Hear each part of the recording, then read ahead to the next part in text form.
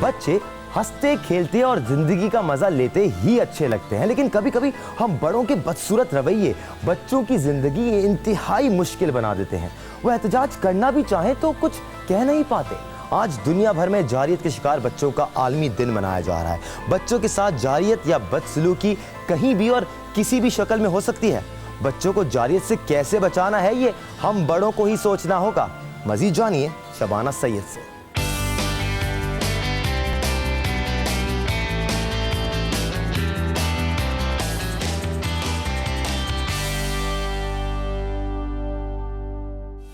फूल,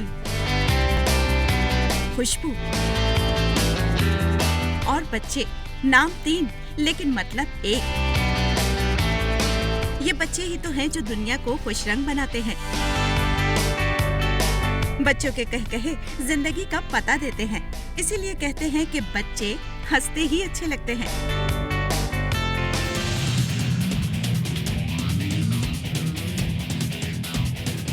लेकिन जब बड़े अपनी मनमानी पर उतर आएं, तो ये दुनिया जहन्नुम बन जाती है। असलहा, गोला बारूद, दहशतगर्दी इन नन्ही जानों को हलकान कर देती है। इसराइल की फलस्तीन और लेबनान के खिलाफ जारियत ने इन बच्चों को भी सहमा दिया। 1982 में इन बच्चों पर जारियत के खिलाफ आवाज उठाते हुए 4 जून को जारियत का शिकार बच्चों का आलमी दिन करार दिया गया। वक्त गुजरने के साथ साथ ये इस्तिलाह वसी होती चली गई। बच्चों के साथ जारियत कहीं भी और किसी भी शक्ल में हो सकती है। जल्दी जल्दी निकालें, होमवर्क निकालें। चुप क्यों एक टीचर जब मेहरबानी का दामन छोड़ दे तो बच्चा सहम जाता है।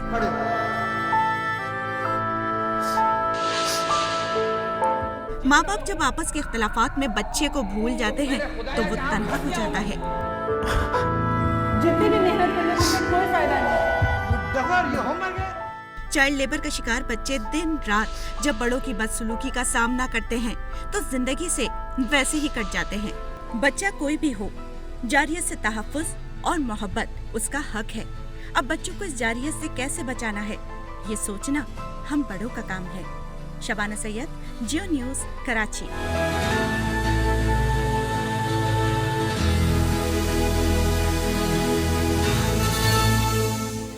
कुछ बात एक्सपर्ट की भी कर लेते हैं। हमारे नफ्सियात कहते हैं कि इब्तदाई उम्र में अगर बच्चों के साथ जारहाना रवैया अख्तियार किया जाए तो आने वाली ज़िंदगी में बच्चों को बहुत से जज्बाती मसाइल पेश आ सकते हैं। इसी सिलसिले में माहिर नफ्सियात से बात की हमारी नुमाइंदा किंजा बेग ने, आपको वो भी सुनवाते हैं। चाहे वो जिस्मानी क्यों ना हो, तशद्दुद के असरात साइकोलॉजिकल ज़रूर आते हैं। तो जिस्मानी तशद्दुद जो है वो फिर भी रिकवरेबल है, मगर जो जहन पे ज़र्ब लगेगी वो कारी वो नहीं जाने वाली है। जब आप जहनी तौर पे उस बच्चे को इतना असरअंदाज हो जाते हैं अब तशद्दुद के थ्रू, जिसको वो महसूस कर रहा है, तो उससे ज़ाहिर है उसकी पूरी ओवरऑल जो पर्सनैलिटी है वो इन्फ्लुएंस होगी। घर बहुत बड़ी सोर्स है इस तमाम चीज़ की। अगर घर फैसिलिटेट करता है उसको एक मुकम्मल शख्सियत बनने में, तो वो बहुत सारी बाहर की जो मुश्किलात हैं वो सहल तरीके से, आसान तरीके से कर सकता है हैंडल। हमारे ऊपर किसी ने कुछ गुस्सा किया तो हम वो अपने से कम तर के ऊपर वो गुस्सा निकालते हैं, और बच्चे एक बहुत अच्छी सोर्स हैं जिनके ऊपर हम वो गुस्सा निकाल सकते हैं। बच्चा किसके ऊपर निकालने की कोशिश करता है, वो टॉय पे या आपस में एक दूसरे के साथ लड़ाई वगैरह में। साइकोलॉजिकल इश्यूज़ के अंदर ये होंगे कि उनकी परफॉर्मेंसेस ख़राब होना शुरू हो जाएंगी। 2 तरह की पर्सनैलिटी हमें सामने नज़र आ जाती है।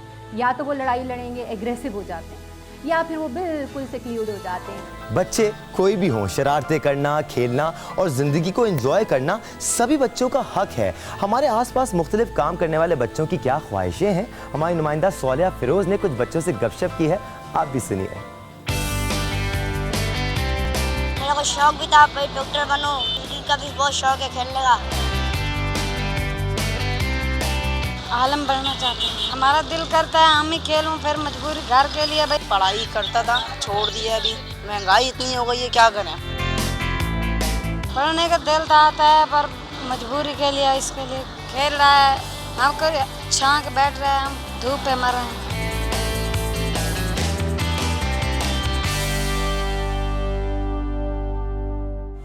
सुनिए आपने इन मासूम बच्चों की मासूम ख्वाहिशात। हमारा आपके लिए आज के दिन की मुनासबत से पैगाम सिर्फ इतना ही है कि इन बच्चों से इनका बचपना ना छीनें। बाकी द स्टूडियोज़।